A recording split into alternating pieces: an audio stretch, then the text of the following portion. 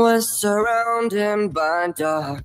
Assalamu alaikum wa rahmatullahi wa barakatuh. It is your host Ria Mahomed on Next Channel right here at Radio Al Ansar.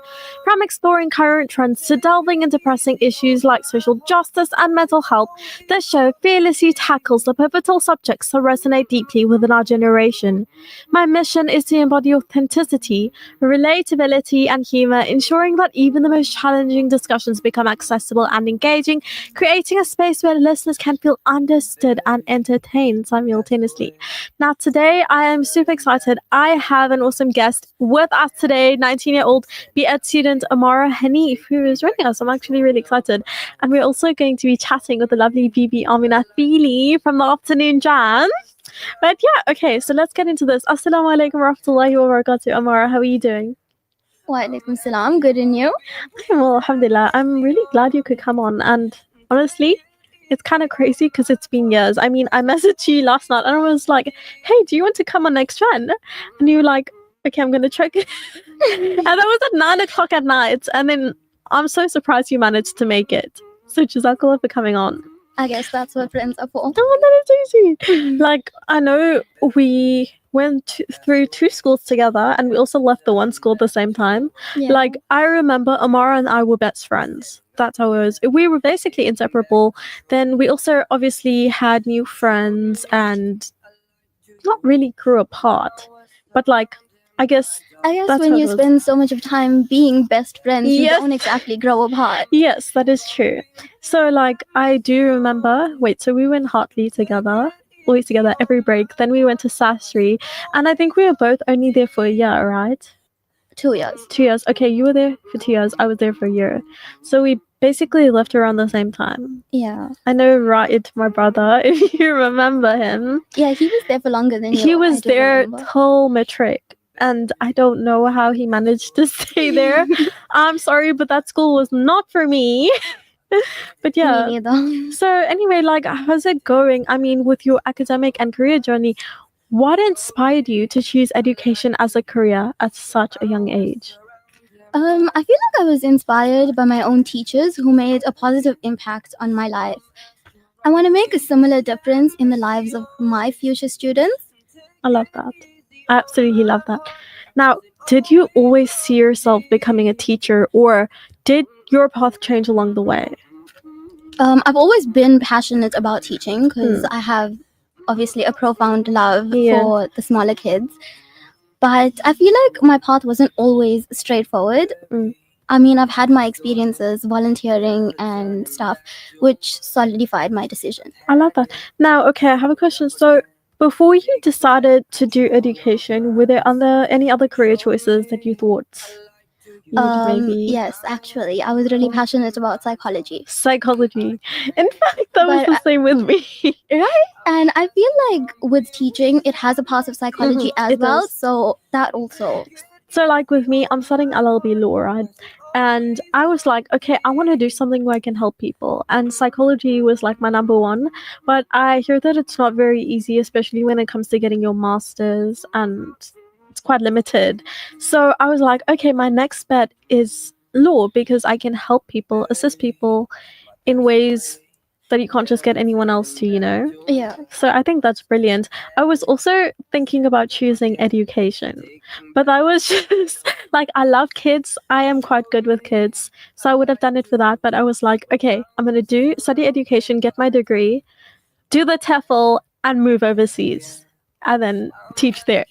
Well, I mean, that was also my decision to move overseas once I qualified. So, because like, what's left in South Africa? Right? So, what do you think makes teaching in today's world different from teaching 10 or 20 years ago? I feel like technology has changed the classroom in many ways. Like, teachers must adjust to new tools and techniques. And also, different students' needs and viewpoints call for more inclusive strategies. I love that.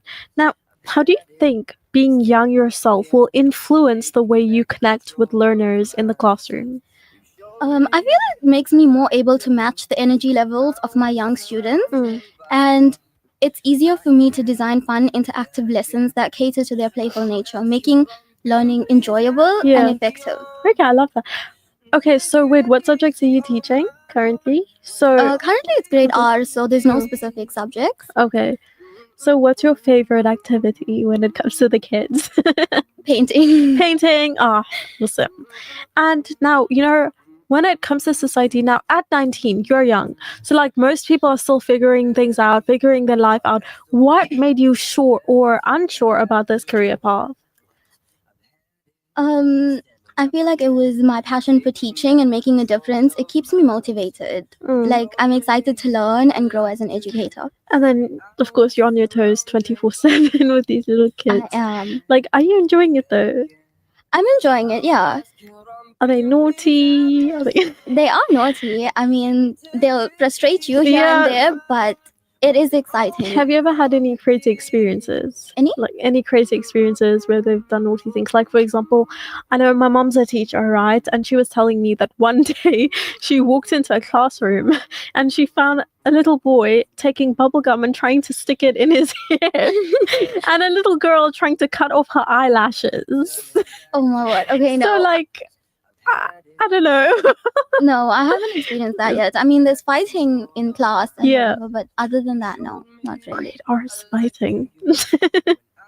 So, do you feel people underestimate you because of your age? And how do you deal with that if you do?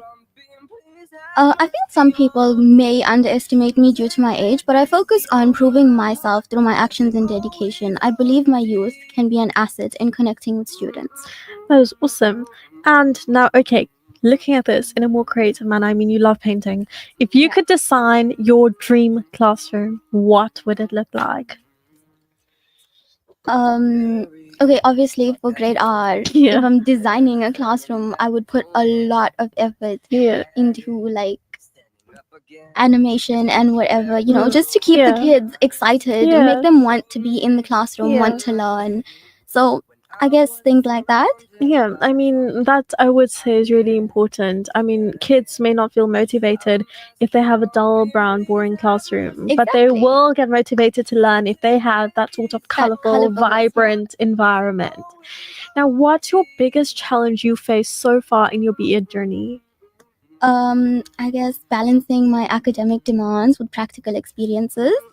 Because obviously teaching as well as working at the same time, it's not exactly easy. Yeah. It's really hard to juggle, especially with teaching. There's a lot of assignments, and then I come home from work and I'm so tired, and I can't, there's no time to relax. You just have to go straight into doing assignments. Like my aunt, in fact, she is studying education, and like I feel really sorry for her because she has kids and she's working, plus she's studying education, and there's like I've seen she has tons of assignments. There's so much for her to do. Now she's doing an art assignment, so I would say that is a ton. And I'm thinking and I'm looking at this and I'm like, well, that's more than what I have to do with Lou. Although I have to study and read a ton, but like what she has, it's so complex, and there's like a ton of stuff that she has to get done. Now, do you think the current education system really prepares teachers for real life classrooms? Why or why not? I believe there's always more to learn in real world settings. Practical experiences and mentorship are essential for preparing teachers. And I was just thinking, right? So when I look at this question, most teacher training programs give a strong foundation in, theory, subject knowledge, and lesson planning. But I realize that not many adequately prepare teachers for the real life complexity of classrooms, like challenges like managing diverse learners, addressing mental health needs, and integrating technology and dealing with heavy admin loads are often underemphasized in training. So I see that like while new teachers like yourself may enter the profession with passion and ideas, many may feel unprepared for the realities of classroom management, parent expectations, large class sizes, and fast changing demands of education today. So like I guess in other words I would say the system builds this blueprint, but the real skills often only develop through experience and mentorship. Now, my next question is, how do you see technology and social media affecting learners both positively and negatively? I feel technology can enhance learning, but excessive screen time and social media can be detrimental. As a teacher, I'll strive to balance technology use and promote responsible digital citizenship. Because I feel too much of screen time, of course, the kids will get so used to it that they don't really want to like learn. Especially with reading and stuff. Reading is very good for a child's development. But if they have too much of screen time, then they don't really care about these things. Yeah, they don't. And like, okay, how old were you when you got your first phone? I don't know. I think it was in grade 4. Grade 4? Must be nice. I was 13 turning 14, so I can say my screen time is limited. Well, it was limited, but now I'm grown up. We both are. So now, when I was also thinking, I'm just thinking, right, when it comes to this question, I look at just as you did, but there's both positive and negatives. Like when we look at it positively, I think like technology and social media, it may give learners instant access to information, diverse perspectives, interactive learning tools, and global connections. And they can make learning more engaging, personalized, and collaborative. And then if we look at it negatively, I see that they can also it can cause distractions, shorten their attention spans, over-reliance on quick answers, exposure to misinformation, and mental health pressures like comparison and cyberbullying. So the key is honestly balance, using tech and social media as tools for growth, rather than letting them control your learning and well-being. So now I wanted to look at this in a generational view. So as part of Gen Z, what do you think your generation will bring into the teaching profession that's fresh and different? I think that Gen Z teachers will bring innovative approaches, tech savviness, and diverse perspectives, enabling us to connect with students in new and meaningful ways. Yeah, I love that. Okay, I have another question for you and Amina. Amina, are you here? Yes, I am. Assalamu alaikum, Ria. Wa alaikum salam. How are you doing? I'm doing fantastic. And how are you ladies doing? Oh, good. Alhamdulillah. Alhamdulillah. Oh, okay. So, if you could change one thing about the South African education system, what would it be? I want both your answers. Okay, Amara, you go first. I'd like to see more resources and support for underprivileged schools, ensuring equal opportunities for all students, because I feel like the underprivileged schools don't have enough resources, which makes it harder for basically teachers and learners. Okay, perfect. For me, I would say urgency. I think a lot of that lacks in the underprivileged communities. Because I do know an underprivileged school where it takes time. And like Amara had mentioned, resources. It takes time for resources to get to these schools. So these learners are deprived of the normal learning that they obviously can get. So for me, it's the urgency, and just bouncing off Amara's answer, it's the resources. I see. Because okay, I guess with me, if I could change one thing in this education system, it would be to put mental health at the heart of every school. Because I feel like too many learners, struggle in silence with anxiety, stress, and trauma. There's so many issues when it comes to home, and then even getting bullied at school. And often there's nowhere for them to turn. So, imagine a school where every student learns about emotions and coping strategies, where trained counselors are available and peer support is part of daily life, especially for the underprivileged and less fortunate. So imagine safe spaces, community partnerships, and teachers equipped to recognize and respond to mental health challenges. Because honestly, mental well-being, it's not a luxury. It's the foundation of learning, growth, and resilience.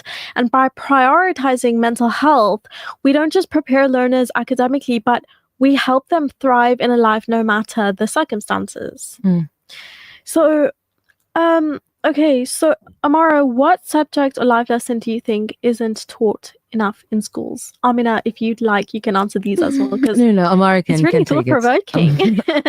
Okay, so I believe emotional intelligence and mental health, like you just said, are crucial for students' well-being, and it should be integrated into the curriculum because, like you said, some of them battle with their mental health and their emotional well-being, but they don't always speak about it.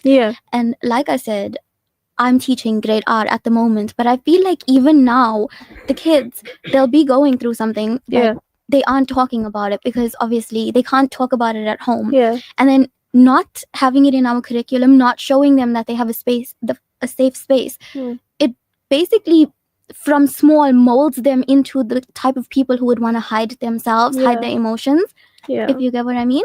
So I think you are right about integrating mental health, because it would shape their mind from now for the next years to come. Yeah, because as I also did mention, like a lot of them don't have someone to turn to. I mean, at home, maybe they are taught that, not even taught, but like they perceive it as like, I'm not allowed to have feelings, I'm not allowed to feel things because I'm going to get judged. Or my parents tell me, no, you're not supposed to feel that way, you're being too emotional, you're being too sensitive, and that's not okay. Definitely. And then they believe that basically I'm not allowed to have feelings, I'm not allowed to express myself, when honestly, that's what you need to do to gain closure, understand yourself, and feel better as a human being. Now, if you could describe teaching in 3 words, what would they be? I would say inspiring, challenging, definitely, 100%. and rewarding. I love that. Can you tell me why? Rewarding? Yeah. I think it's okay. Inspiring, because I feel like as teachers we get to inspire these kids from young. Challenging, like I said, they can be a handful from time to time. And while rewarding, I guess we put so much of time and effort into these kids, and when they finally get it, when they finally there, it feels like a reward. Not just for us, but for them as well. I love that. Truly inspirational. Okay, what's the funniest or most unexpected thing that's happened to you while studying education? I feel so. Before, when I did my teaching prac, it was obviously in a different school, and there was these 2 kids, absolutely adorable, grade R as well, and these 2 are sitting on a bench, and this guy just looks up and he points to the sky. I don't even know what he's pointing at. And this girl is sitting next to him and she looks at the sky. I remember taking a picture of them. It was funny, but it was cute as well, because like it was young love, I guess. I mean, being in grade R, witnessing these cute kids, just, they don't even know what's love. They don't know what's a crush. And then there's these moments like... They just look like they're so into it. Yes. I have one more question for you. If your future learners could describe you in 1 sentence, what would you want it to be?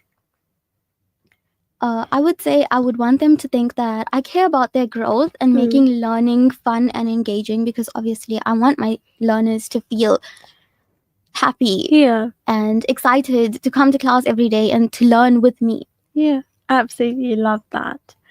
Well, thank you so much, Jazakallah, for coming on Next Gen. It was absolutely wonderful. If you'd like, you can join the rest of our show with Bibi Amina Fili, where I'm going to be talking about the social media integration, technological integration, and AI integration in education. Would you like to join? Well, if you have anything to add on to what I'm about to say, go for it. Now, before we go into a quick ad break, I just wanted to speak about something. Now, Gen Z teachers are entering the profession with a different set of lived experiences than Gen X or millennials, born into smartphones and social media, fluent with the AI, and multimedia, shaped by economic uncertainty and global crises, and far more conscious of identity, mental health, and social justice. Now, that mix changes not just the tools they use, but the culture, relationships, and assessment and purpose of schooling. Okay, I'm going to be back right after a quick ad break, where we're going to dig deep into this with Bibi Amina Fili from the afternoon. Sunnah a Day, proudly brought to you by Sunpick. 100% pure sunflower cooking oil. Sunpick, cook more with less.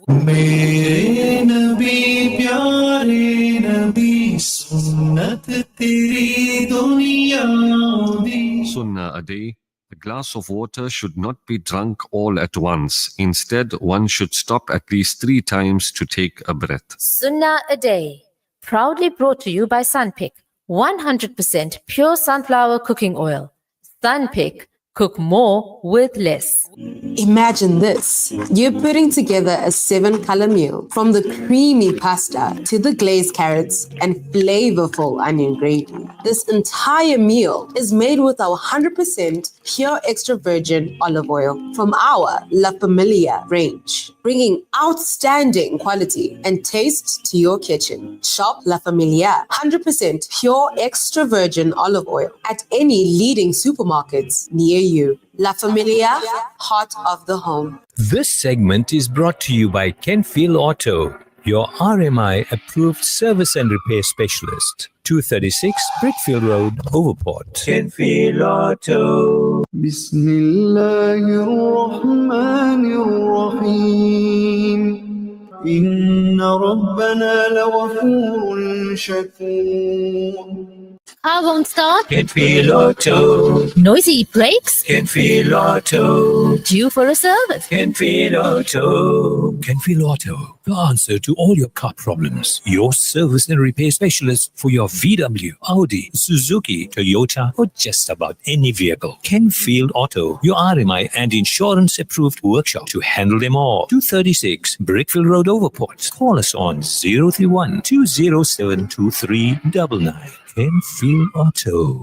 We have to be conscious that not everyone will accept our call. Not everyone will accept the way we are in life.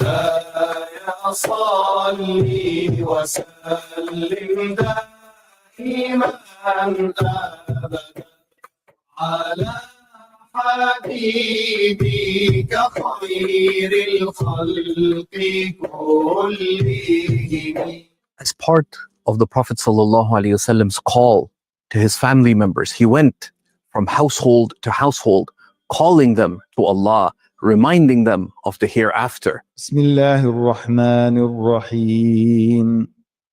وَأَنذِرْ عَشِيرَتَكَ الْأَقْرَبِينَ. Some of them accepted. The scholars tell us that one of the key qualities of those who accepted was that we see manifest humility in their attitude, and we find a commitment to truth prevailing over other considerations. There are other close family members that did not accept, and we see signs of a certain self-consequence or pride in them, along with tribalism prevailing over commitment to truth. So we have to be conscious that not everyone will accept our call. Not everyone will accept the way we are in life. However, be particularly attentive to those around you that exhibit humility, concern for truth, and pay attention to calling them. But also know that not everyone will accept. You have keys, which is be truthful, never ever lie. Be trustworthy, be a person who fulfills their commitments, their promises, and their obligations, and be someone who exemplifies good character. These are keys to calling those around us and inspiring them to accept the life-giving call to Allah and His Messenger, sallallahu alaihi wasallam. This Rabiul Awwal, honor the Messenger by sustaining his inheritors. Your zakat to the Islamic Scholars Fund keeps knowledge alive for families worldwide. Donate now at seekersguidance.org/donate.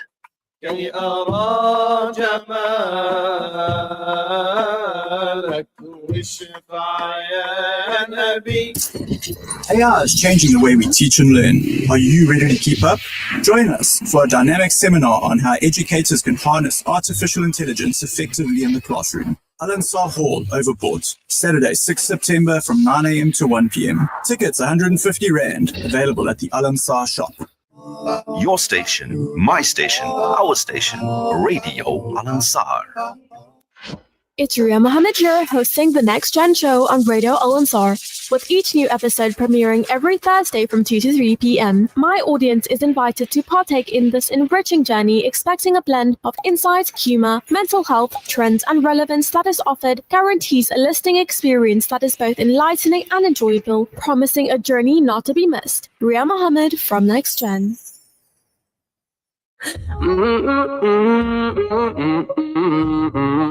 Okay, beautiful souls, it is me, Ria Mahomed, back live on Next Gen with the lovely Bibi Aminat Fili. Assalamu alaikum once again. Wa alaikum salam, Ria. Thank you for having me on your show. It's always a pleasure being in your company. Awesome. So I wanted to talk about the integration of social media, technology, and AI in education.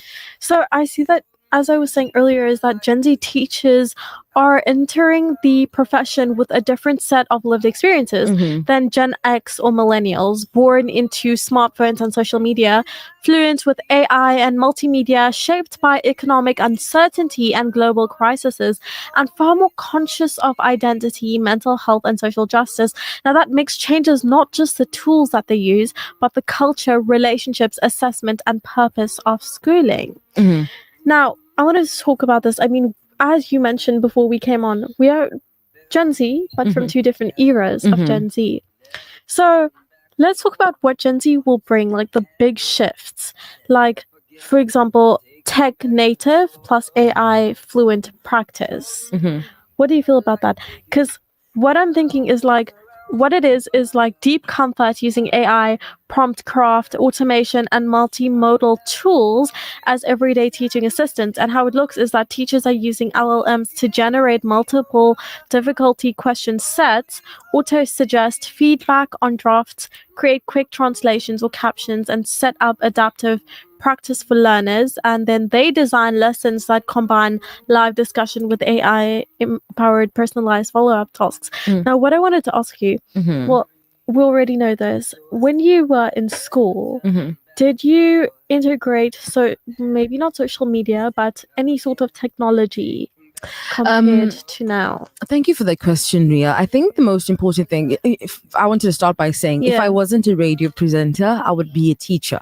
I love kids, and because I love kids, and I love getting to pick their brain and learning from the little ones. Because I mean, we learn every single day.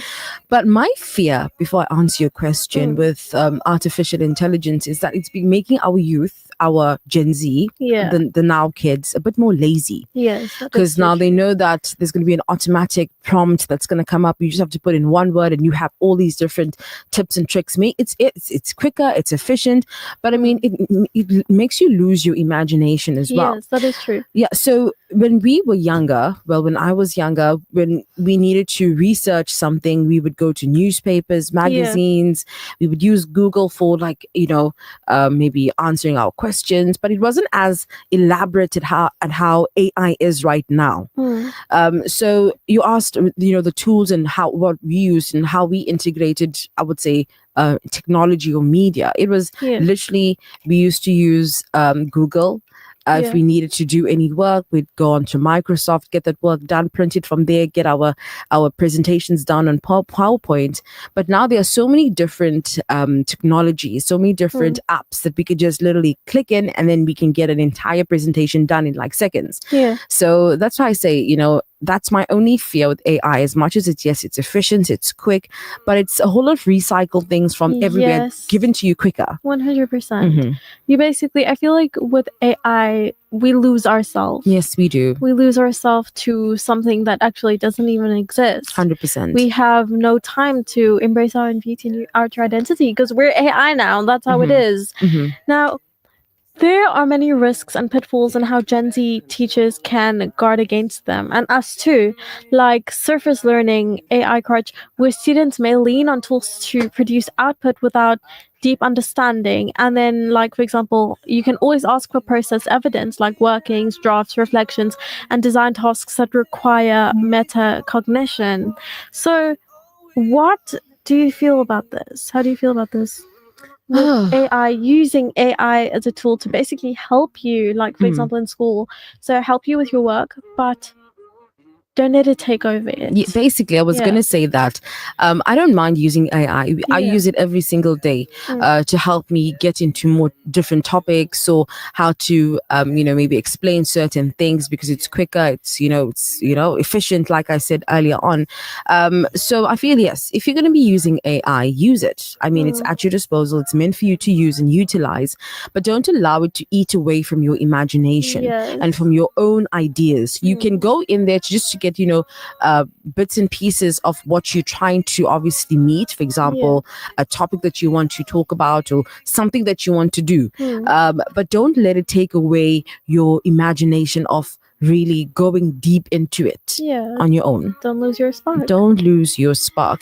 But also, if you talk about like traditional education, now I want to compare it from then and now. Then we used to go to the library. We had to get a library card. And in order to get newspapers, you had to go to maybe a garage or a place where a supermarket, you buy it and then you cut up things, for your own research. And then we thought that was everything. We without a project, if you don't have a project, for example, you need to do a poster. I remember we used to do this, a lot of posters. So there was that then. If we look at it now, there was a lot of limited access, and there was almost like a one size fits all approach when it comes to learning. Now I was weak in maths, but my teacher that I had, she didn't know how to make me like maths, because when I did maths I used to hate it, and that was stuck in my mind. Every time it used to get to the maths lesson, I'd be like, oh my god, it's I maths. don't want to do this. I don't want to do this time. And then I ended up going into remedial maths, right? So that got me bullied, because now the teacher was not willing to focus on me and focus on my challenges of understanding certain terms and terminologies when it comes to maths and equations and all of these things. So they put me into remedial maths. So it was like a 10 of us that were in a group, but we were bullied because we didn't do the traditional trigonometry, maths, whatever the case is. So I think that there was a lot of, like I said, a limited one size fits all approach. If a learner is much slower, it's like either like you get with the program or you suffer and you basically fail.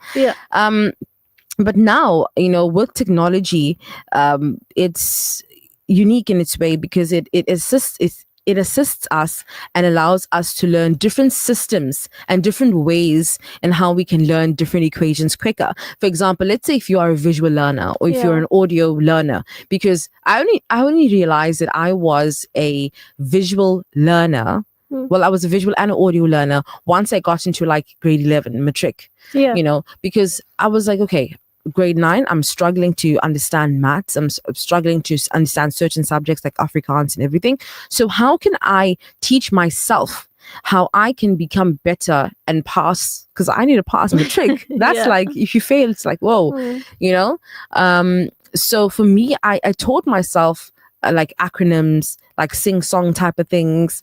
And that's how I, taught myself a different method. So like with me throughout my life, okay, I hated school. I was I was bullied. Honestly, I hated it because I was bullied a lot. And then I was like, I went to Sastre College for a year and I was bullied quite a bit there. I had tons of fake friends. It was not a very good experience for me. But then I moved to another school, which was a homeschool. And honestly, my self-confidence, my self-esteem just went up because they treated me equally, they treated me well, and I didn't feel, like I was alone. And what I noticed is when I was in those other schools, I didn't too well. My academics were not very good. And I realized it wasn't because I was stupid.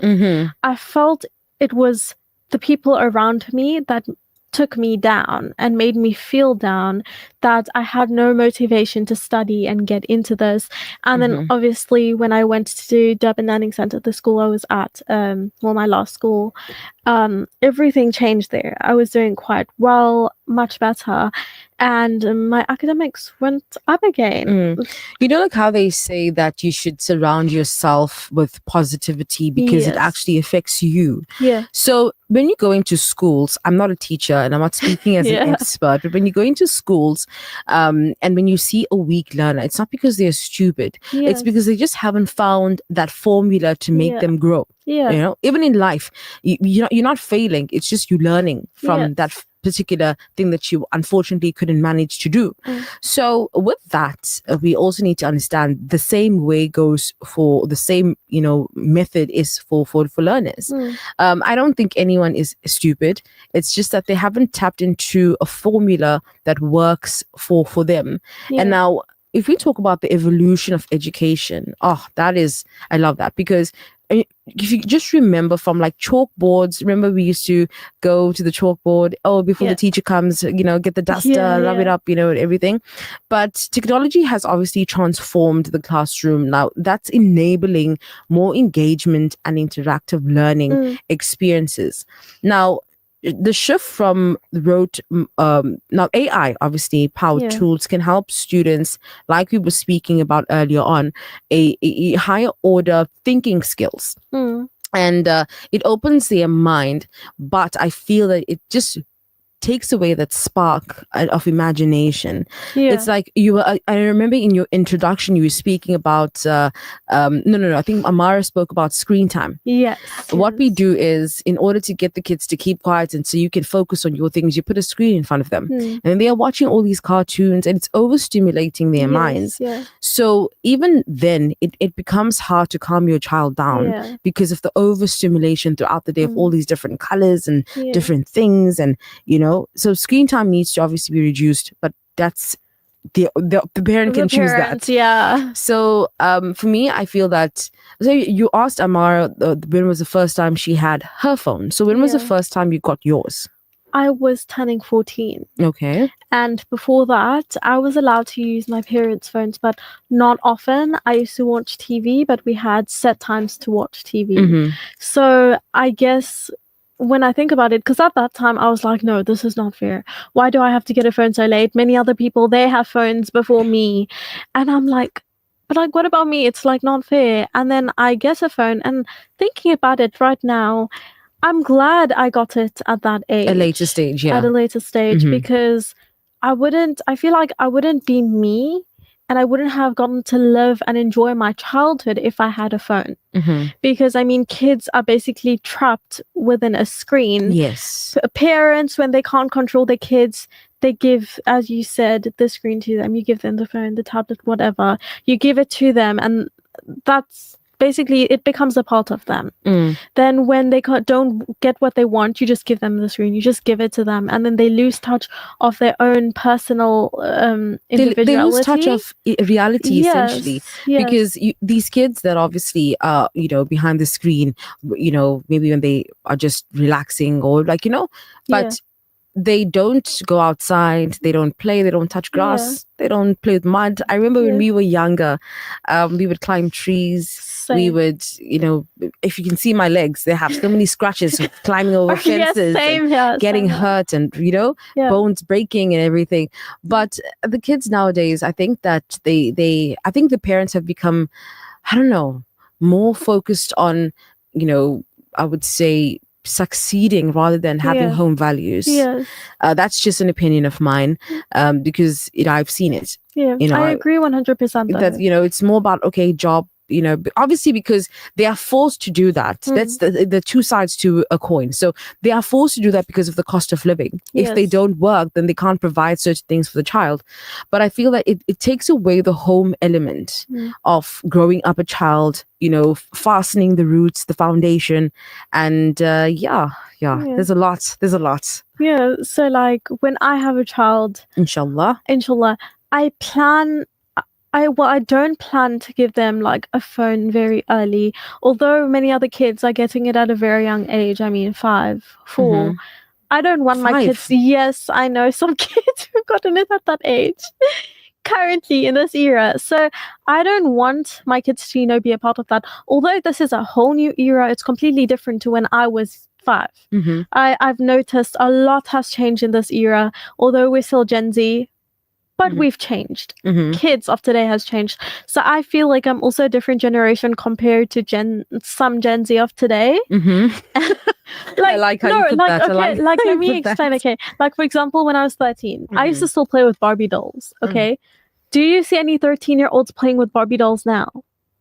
No. That's how it is. As I said, screens.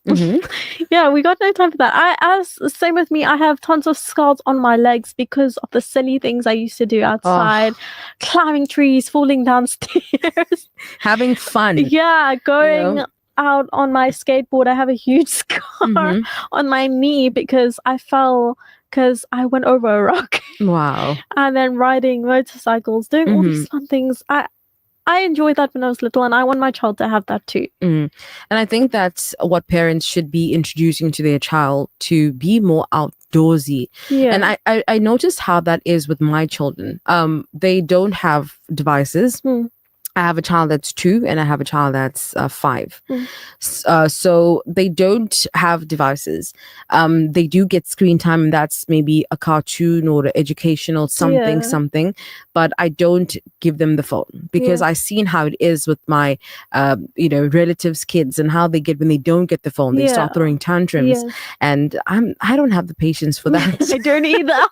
I don't have it. So for me, I buy more like, educational toys. Usually there's like the blocks that they put in together, and playing with like Play-Doh and sand, kinetic sand, the moving sand, as they call it. I used to love that. And then I make them go play outside toys. I get them action figures, let them get busy with their hands, and extracurricular activities like karate and gymnastics, get their brains moving, let them start on a very healthy way of living. So even like when they grow up, they will always cherish those moments, and they will also teach their children to do these things, get busy with their hands. And I feel that by doing these things, our children, like, I keep on going on to the fact of allowing your child to have imagination, because now in this era, imagination is stolen from our kids. Our kids are forced into narratives that they don't even understand. And I don't want to speak about it, but you know what I'm talking about, like social media. And we see different things being shown to us as adults. It's like, oh, okay, so this is, when I was younger, I never did that, but now you're seeing kids that that's exactly you've seen kids that are like 10 looking like they are 14. And it's like, oh my goodness, where has this all come from? There's still pictures of me when I was 10 wearing different, like, for example, I remember this one picture. I had a striped top, leggings with different colorful patterns, and then this huge bow on my head. I look like this weird child. And I'm like, look at these 10-year-olds today, completely different. But I think also it's social media, exposing your children to social media at an early age, because it's what they see they would like to emulate. It's the likes, it's the shares, it's the comments, the cyberbullying that happens. So it boils down to so many different things. But I think that going back again, AI is not a bad thing if you use it correctly. But the most important thing is to learn how to use AI properly, in order to get the maximum benefit of it, not letting it take away your imagination, and just helping you expand your ideas that you have, or helping you put a word or sentence together properly. Then you can learn from that. Okay, fine, how to put my commas properly. I know I use it for that a lot. How to punctuate your props, your sentences, your elevate it. That's the type of things we should be using AI for. But I've seen recently, I've done it as well, where people used AI to do like these cartoon generated images. I've seen those. It's nice, but we don't know the harms. I've only after I did my cartoon, which is my profile picture currently, my cartoon generated picture, I realized, so they're basically taking your data, your face, because now a lot of things are done with facial recognition, thumbprints, very biometric style. So they take your data and then they put it into this AI system. And I think even on WhatsApp, there is an option where you can turn off AI from using your personal information for their studies or whatever the case is. But it's quite dangerous if you don't understand AI properly. And I think it's always good to learn. It's always good to understand what you do have, and yeah. I love that. I mean, clearly AI has become an important factor of this era, as you mentioned. It has. But we just have to use it correctly. Just like social media, it's good, but it's also bad. Just like how with social media, it's good and it's also bad, because we have people who come on social media and they bully people because they feel like they have the power to do something, and they wouldn't be able to do it to your face. That's what I've realized and seen, because obviously I have been a victim of bullying, cyberbullying. So I know that these people aren't brave enough to tell you to your face. That's but they what I've will, experienced too. Yeah. Yeah, so but they will go ahead and they will do all of these different things on social media. So yes, exposing your children to social media early could be harmful. Not using AI properly can also be harmful to your child, their imagination, their thinking, their growth. Yeah. So yeah, and it's also what we eat. It's also what we eat. We eat a lot of things that just don't help us grow. It's just nice for the sake of Well, it's almost time to wrap up, but what I can say lastly is wisdom has been chasing them, yet they've always been faster. Look at that. Yeah, would you look at that? 100%. Unfortunately. Okay, well, we're running out of time, but thank you so much, Jazakallah, for coming on Next Gen. I hope we could do this again, inshallah. Inshallah. It's always a pleasure being in your company.